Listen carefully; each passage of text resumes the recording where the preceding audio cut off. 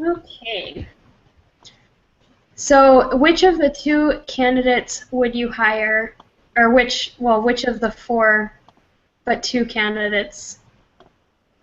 I didn't word that right. Yeah, no, that's alright. I know what you meant. Out of the four candidates, which two would you choose to hire? Let me go back to the candidates. How did I pull that? Yeah, I had to go back over it because I have this class and another one, and we do case studies in both of them, and I have these group meetings in both of them. What other class? What other class is that one you're doing? It's B321. Well, I have another one where we're doing case studies too, and I've got so many different case studies.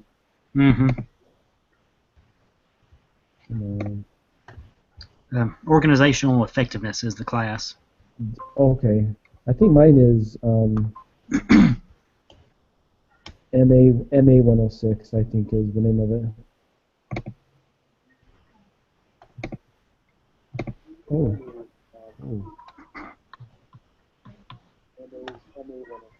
Okay. I don't know how I joined, but.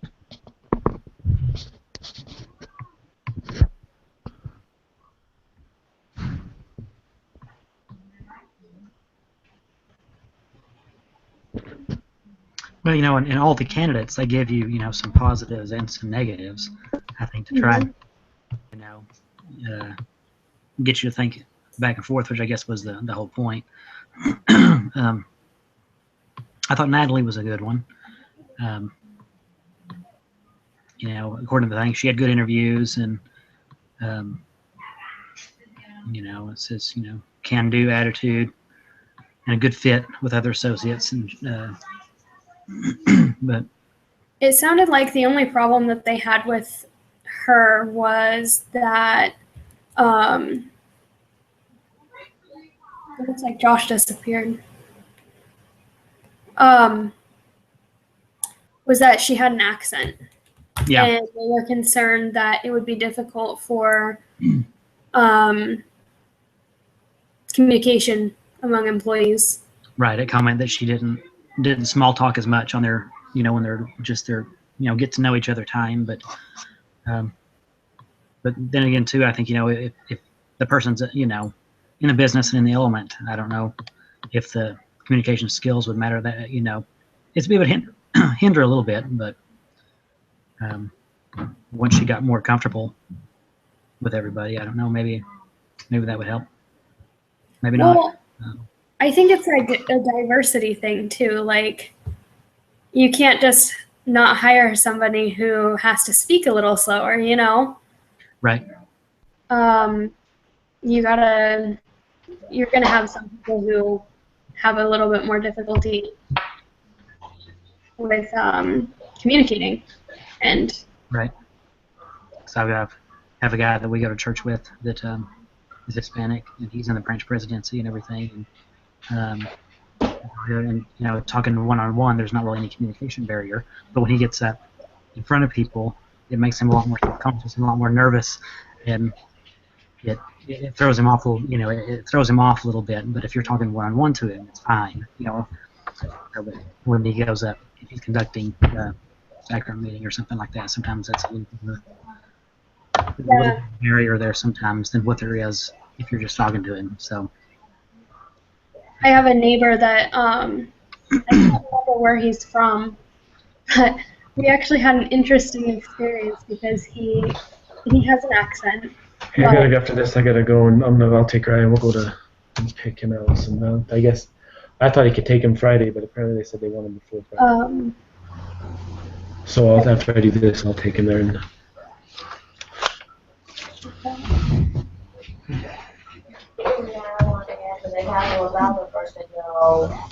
oh, you guys can hear me, huh? Yeah. Sorry, guys. I don't know. My computer is. I don't know what's wrong with this.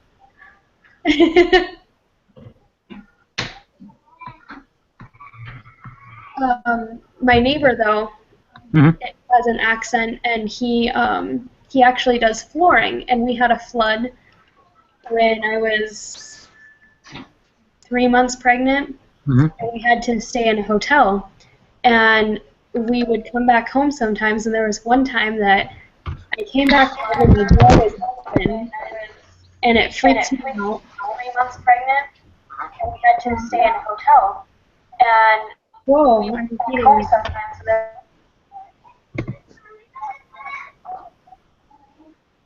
I'm so confused.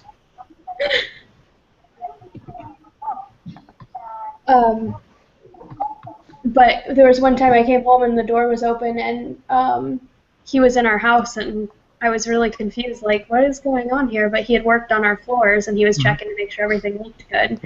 And I was trying to understand him, and I was like, why are you in my house right now? Why are you in my house right now?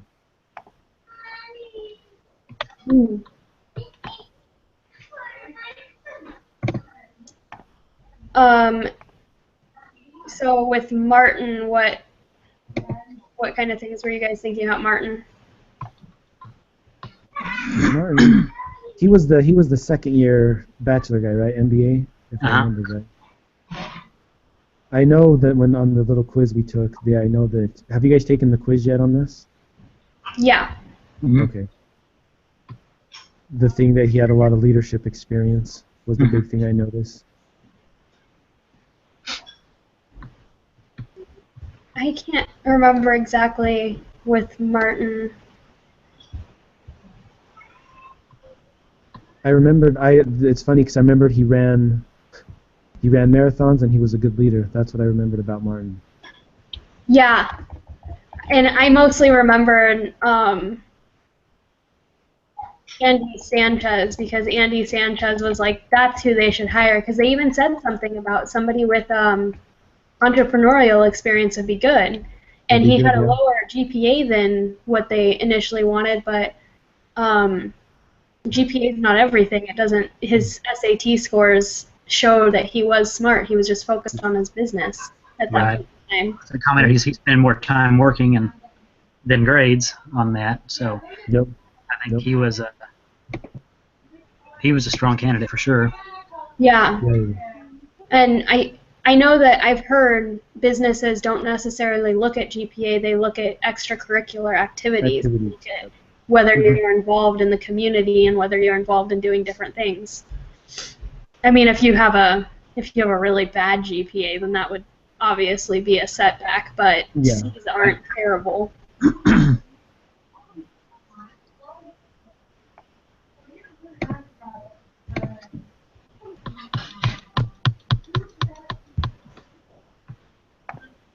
I think with Martin, I'm trying to remember what the negative things were. I knew that he had good leadership and it says he likes smaller firms. Smaller firms. I was just reading that too. He got offers from smaller firms. Yeah. Oh, he has leadership experience, but he didn't have as much experience with accounting and stuff. He had military experience, but no business experience. No business experience, yep. But substantial leadership experience. Which I think that they could kind of train him to know some of the stuff, but he would need to finish up with those financing classes that he was taking in order to do well there, I would think. Right. Yeah, I agree with that. Bless you.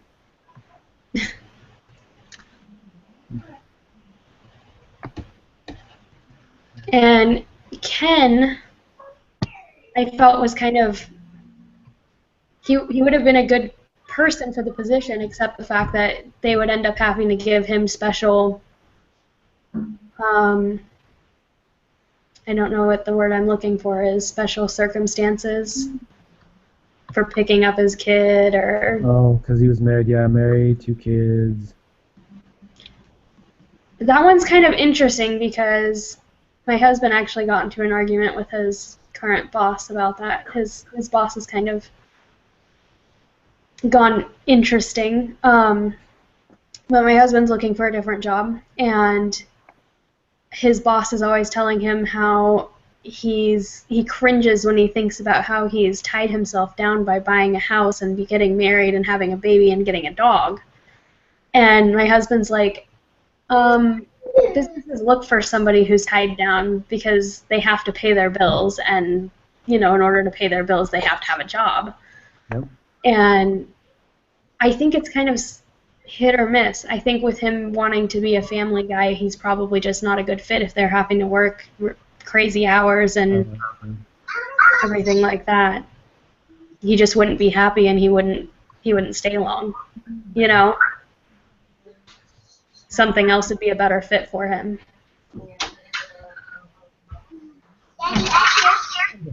They're saying one of the people that was interviewing saying that they think he's too mature.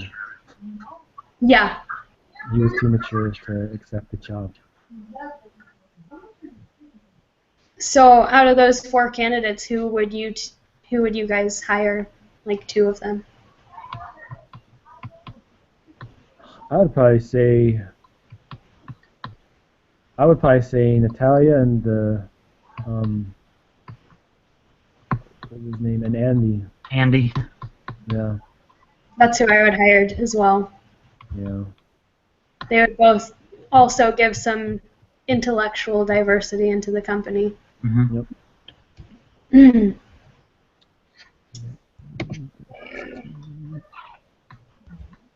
What else would you want to know about the candidates before you hired them?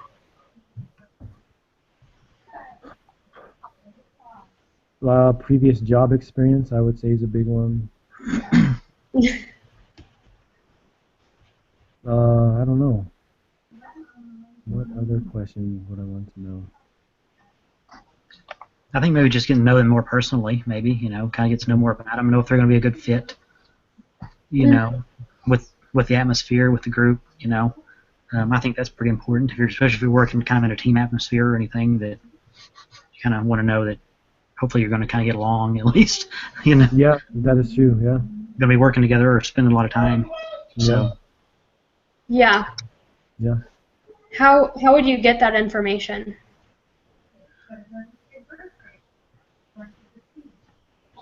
I think you could do it like a formal setting, like they did, or kind of like that Super Saturday, kind of an informal setting, just like a lunch or get Make some it time casual, so they're not stressed about it. Yeah, I think that's the best. Get a time to talk a little bit, maybe not necessarily about the job, let me know a little more about you, what do you like, what do you do, stuff like that. Yeah. Another thing that companies sometimes do, from what they always said in high school, like, hey, be careful what you post on social media because employers will look at that. Right. Look at that, yep. I mean, I'm pretty good at Facebook stalking. I'd probably Facebook stalk them and see what kind of stuff they had public. That's true. Yeah. That can tell you quite a bit, so. Yeah, that's actually a good point. Okay. So why do you guys think there's so much disagreement between the senior bankers? Well, I think some of the senior bankers, they've been there for 20 years or whatever. You have some that are more set in their ways, and then you have some that are hiring that are kind of a different generation, looking for something different than they were looking for. At least I think that could be a case that's kind of pretty obvious, especially if you have a large spread of the people, if they're aging. If the senior bankers are of a different era, so to speak, I mean, I think there would definitely be some disagreements on, because they would each be looking for some similar qualities, but also looking for different ones. So. Different ones, yep. Yeah. Do you think that it had anything to do with like the interview process or types of interviews, or?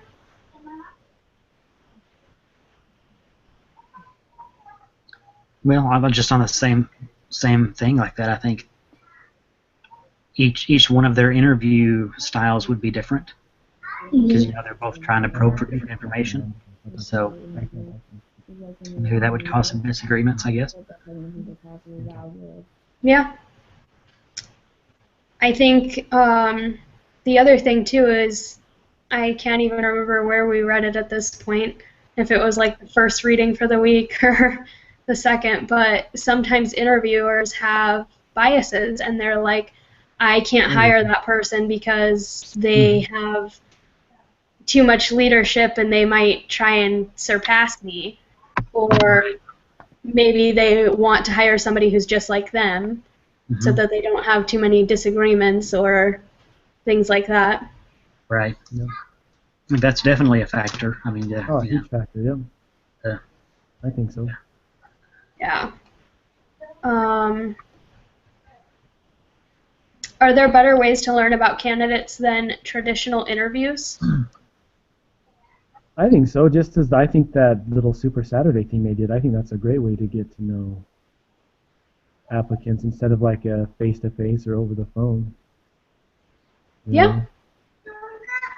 Because I mean, people, I don't know, phone interviews or whatever, you can hide a lot of stuff, and sometimes, when people do interviews like in person, they get nervous. But I think if you get them out in a more comfortable setting, then I think they can open up, and I think they're a little more responsive to answering certain questions or just being more honest, I would say.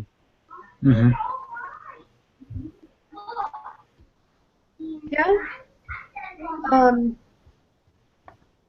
Opening the wrong tab there. Some different ways that it kind of talked about were having the person demonstrate the ability to do certain job tasks, which I think would be super important because as much as I can say I used QuickBooks in my accounting class, I don't think I'm the best at QuickBooks. So I would be kind of afraid if I got into a job that did that. I would want them Like, to how do we make sure I do it right. No, absolutely. Have the people spend a whole day with someone and see what the job is like. Yeah. Maybe have them do internships. Like job shadow them or something like that. That's what I said, like a job shadowing. Yeah. And then the focus on behavioral questions so that they can see when they had a disagreement with their boss or if they,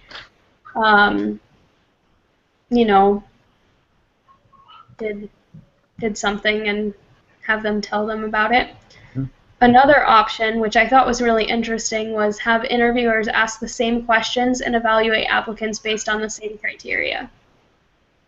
Wow. I think that one would be an interesting one to see if they didn't disagree so much,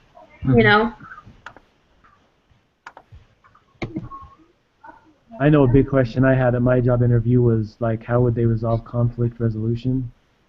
Like, if you don't get along with somebody, like, what would you do? What are the steps? I know that was big, and when I interviewed forever ago, a long time ago, that was a big question that they always asked. I think that's a really good question because conflicts do happen when you're sitting around with people for 40-plus hours a week. Then you're like, oh my gosh, you are on my nerve. Yep. Right. Yep. What are the criteria for choosing candidates at SG Cowan, and how do senior bankers know when it's found?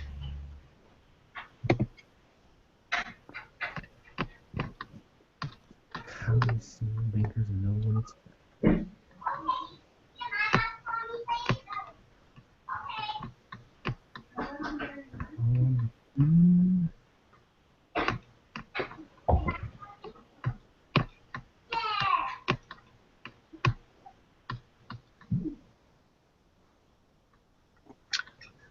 Looks like they're looking for commitment and interpersonal skills, leadership, technical skills, work ethic, judgment, maturity. Maturity, yeah. So I think they're just right through the interviewing and the Super Saturdays, they try and find some way to kind of cover most of those bases and see kind of who kind of has the best fit.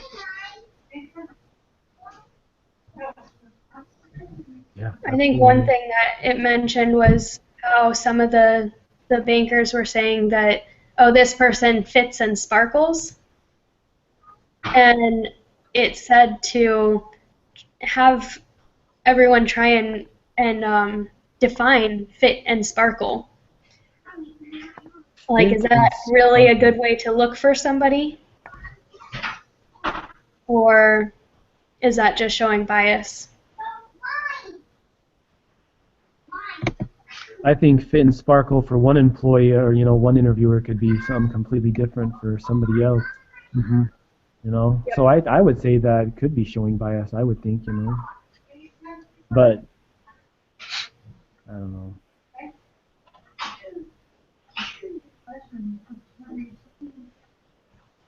I think there's some people that you'll connect with and some people that you won't, and that's how it is for everybody, and those people are going to be different for every single person, dependent on personality, and since none of them have the same exact personality, Yep. Right. It's not going to be the same. It's going to be different every time, yep. I mean, all the different interviewers have different personalities, and all the different candidates have different personalities, so Mm-hmm. a mix and match. Because I think, like Josh said, maybe it's who one person thinks a perfect fit, the other one may not. So Yeah. Why was the choice in schools to recruit at important to S.G. Cowan? I think they probably respected certain schools more than others. So I figured they, it probably was. Some of those were probably the senior bankers. Where were they alumni at? That's probably some of the places that they're looking at. Going, hey, I went to that school. I turned out okay. So let's see who else is up and coming from there. Yeah. Well, I think that's kind of one of those connection things too. You tend to connect with somebody who went to the same school as you. Even as a hairdresser, when I'm talking to people, sometimes I'll suspect that they're LDS. And I ask a couple questions, and I'm like, oh, so where'd you go to college? And then, bam, BYU. And I'm like, oh, I'm going to BYU, Idaho. And then there's just a connection automatically just because we, Right. either same religion or same school or both, even if we had nothing else in common. Yep. That's a good point. Yep. I think the other reason that it was super important that they choose the right schools to recruit at were, like, they go to the top 10 schools, there were banks already there getting people, so they would get lower GPAs or, students with lower GPAs or stuff like that. So they're getting better students by choosing these other schools. Right. I think the other thing, too, is, actually that moves on to the next question. Is Ray's core school strategy a good one or not?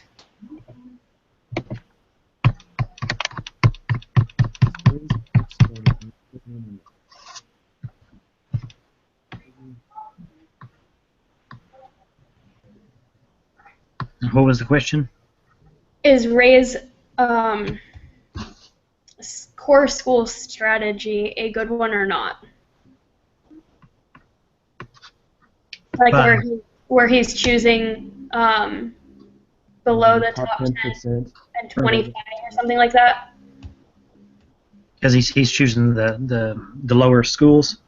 Yeah. He's not choosing the low schools, but like the ones after the top 10. Yeah, I mean, I think it's a good strategy because, the top students in those schools may be better than the lower picks at the top rated school that the pools that they might more likely choose from. So I don't think that's a bad strategy at all.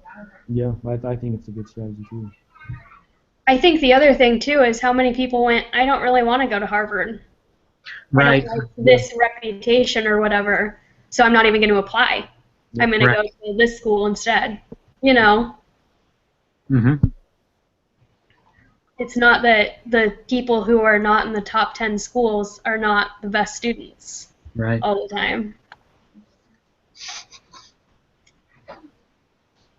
I think that's definitely true. Yep. Would it make sense for the company to recruit from other graduate programs like law or technology, and why or why not?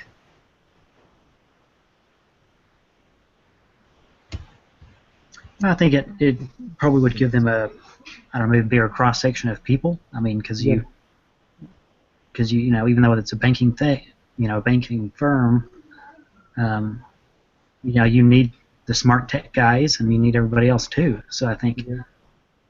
And you definitely need to know law. That would be good. To understand the rules of banking and all that kind of stuff. So I think it would make sense. Because they would still have they still get their banking knowledge, but they'd have all that other knowledge as well. Yep. So I think that's Yep. a definite plus. Definite plus. Yep. I think another thing too is it said I think the CEO was actually went to law school and hated it. Mm-hmm. He didn't like law. He didn't want to do it, so he ended up being in those positions instead. And I think that if he was the spokesperson to those law and technology, law and technology schools, then they might go, I don't really like what I'm learning in school right now. Maybe I should look into that. Right.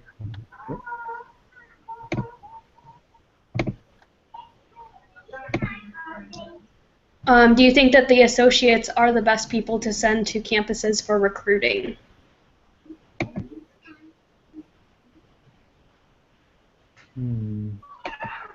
I don't think it's a bad idea. I think, to have them kind of intermingle again to kind of know people more. I think that's better than going through some kind of recruiting agency. I think. I mean, at least they're going to be seeing the people that they're hiring.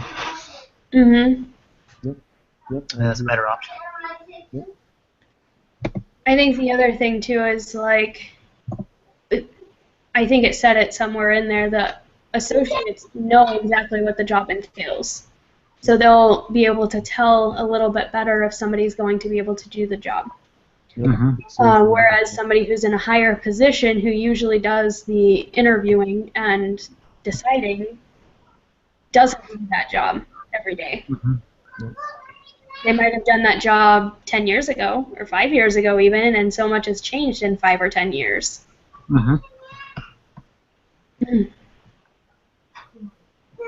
I do think that it's good for them to recruit, but I think that it is also important for higher ups to do the interviewing as well. Yeah.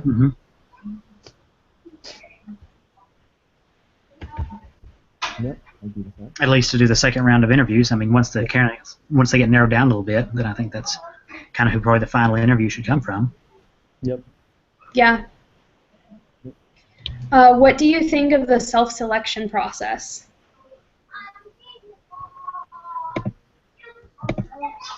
Trying to remember what the self-selection process was. I think it was how they were telling them, you can come check out our firm at your own expense. Oh, that's right. And then some people would go and check it out instead of just going, oh, well, that's too much effort.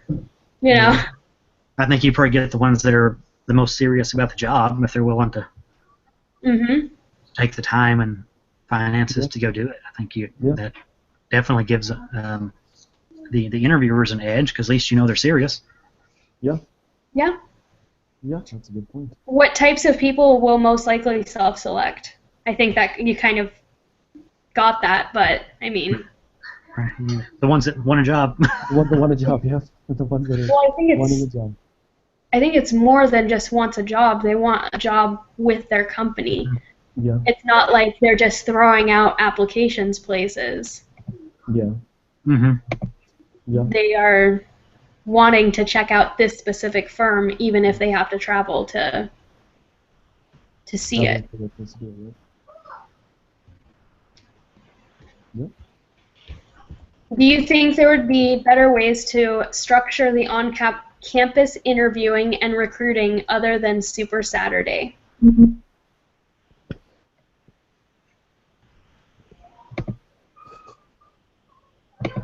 I don't know. I thought it was a pretty good idea. I do too. Yeah, that pretty much entails anything you really want to do. I mean, yeah, I think the Super Saturday was a great idea. Because it's clever. I'd never heard of anything like that. No, I haven't either. Well, to me, I thought it was funny because at church we're in a different stake now, but where we used to be, the Saturday youth dances, they always called them Super Saturdays. So reading this, that's what I keep thinking every time I see it. So, we called Relief Society activities Super Saturdays. That was funny. Where we would go and make a bunch of crafts. Yeah. Super Saturday.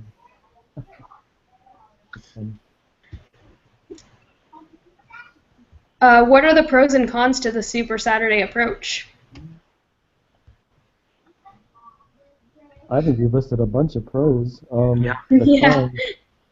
The cons, I guess time. I mean, people value their time, so I guess, maybe they don't want to do it for the time, but I think time would be the only con I could really think of. Yeah, I can't think of too much that's really stands out that's negative. No. I think that the main negative thing is by the end of Super Saturday, everybody's exhausted. And that makes it more difficult to come up with a decision. It also makes it difficult on the interviewees who are going through 30 interviews in one day for one company. Yeah.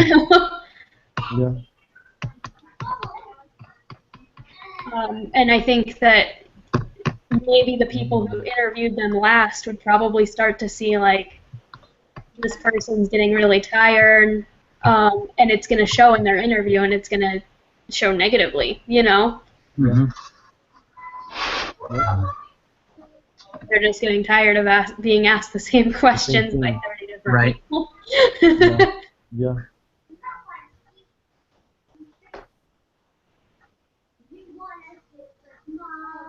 So, what did you guys learn is the difference between recruiting and hiring?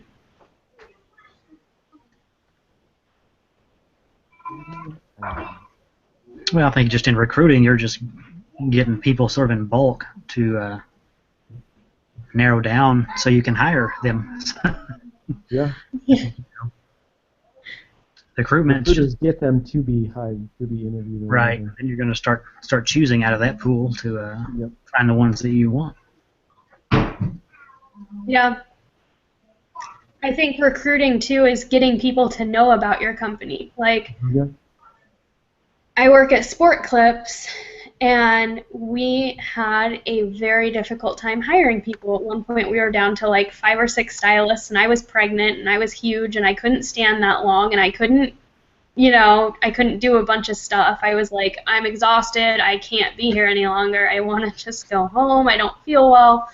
But we ended up, we have to do a bunch of recruiting to get people to know about our salon and know that it's not Great Clips. So we have, presentations at hair schools, and we have, we send out flyers to different stylists and go, hey, come see us. Like, we have benefits instead of nothing. And you get a guaranteed hourly wage. Come work for us. Come work for us. Definitely got to make yourself known. Yeah. I mean, when I started there, I almost didn't work there because I thought it was just like Great Clips. And then I got there and I was like, oh my gosh, this is amazing. I don't want to leave. So I've been there for 3 years. Nice.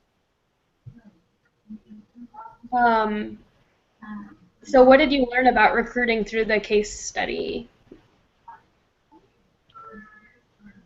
Well, I think you kind of learned, at least one type of method, which is done. So I mean, sure, there's numerous other ones, but you kind of know what sort of worked for this company. So.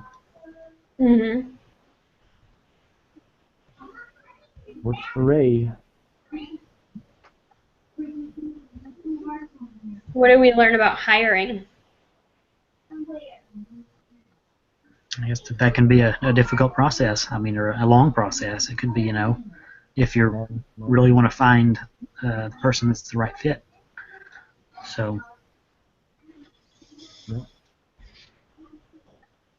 I think it was interesting for me to read since my husband's going through a job search right now. Mm-hmm. He applied to a company in December. It was before Christmas, and he got called back immediately for an interview. And he got his first interview, and then it took a while to get a second interview, which understandable. It was through the holidays. But then he got a second interview, and he's still waiting for a response, and they told him that they would have a response in the middle of last week, but they keep pushing it back, and it's taken such a long time. Mm-hmm. So it was really interesting for me to read about the hiring and recruiting process and know, like, what kind of things they have to go through to make a decision. I know there were, like, 14 different applicants for the job that he was applying for. So, they have to have a bunch of people agreeing on this is the right person, or they have to, if they decided to hire somebody and they said, give me time to decide if I want to accept or reject the offer, Yeah. It can be difficult. Yeah, definitely. Okay. Now the last little bit of stuff. How would you rate the quality of today's discussion from 0 to 10? I'm going to say 10. Say 10. Great. But like Josh last week, we'll give it a 15. We'll give it a 25. We did good. Put some extra credit in there. We'll just give it 1 million. All right. That covers the rest of the class. Yeah, we don't. That does cover us for a very long time. I don't like. I'll wait until. Well, there's one question on this. I don't know if you've done like the self-peer evaluations yet. I've done for some class. I don't remember if it was this one or not, but I've done them before. Oh. I think one of the questions asked like, I don't know, I don't like questions that ask like, what is something that they struggled with or what can they do to improve on? Right. Name one thing they did really well and one thing they can improve. Yeah, I'm like, well, I thought they did everything good, and I actually put on there is nothing that I thought they could improve because I honestly couldn't. I've done that on some. I've said, I'm not sure. I think it's fine. Oh, I'm not sure. That's a good answer. I like that one. I know I've used that one before, so. Yeah, I'm trying to get on my. We're blessing our little girl on Saturdays, and I've got family and friends coming up. I have 2 midterms tomorrow, and then I looked on my little calendar thingy, and I've got 15 more little assignments due before Saturday. Oh my gosh. Yeah, 6 classes. Well, I'm taking 6 classes. This will be my last semester of 6 classes, and I'm done. And my internship, and then I'm done. Woohoo! That's awesome. Good job. Yes. So the 2 years went by pretty fast, taking 6 to 7 classes every time. Well, I couldn't imagine. I've done 2 classes this semester. I'm doing 3 this semester. Oh. But just school, work, family. Yeah, it takes. Yeah. I don't have the time. No. I'm pretty lucky. My wife has a good job, so I'm going. She told me I can just focus on school, so I'm pretty lucky there. Yeah, that'd be good. Working 40 plus and then. Oh, doing this? No way. I would probably be taking 1 or 2. Yeah, if I was working, I'd be doing 1 or 2. So, there's no way I'd do 6. I think this is my 8th semester. I did the pathway thing. Oh, So then when I transferred here, I transferred in as a junior because I already had some other credits. So I'm just kind of finishing up. So I've got. Yep. I'll be done at the end of this year. I've got to do 2 more semesters and then probably the summer, and then I've got 7 more classes, not counting this semester, left. Oh, nice. This is my last semester. What are you going into? I just applied for graduation today. Good job. Oh, nice. Yeah, I was excited. That is exciting. I like learning, and it's been good, but I'll be glad to be done. I hear that. I'm so ready. I I'm sorry. I mean, it's been great, but it's time. I'm ready. Mhm. I'm ready. Yeah. I'm gonna Right. stop the broadcast real quick.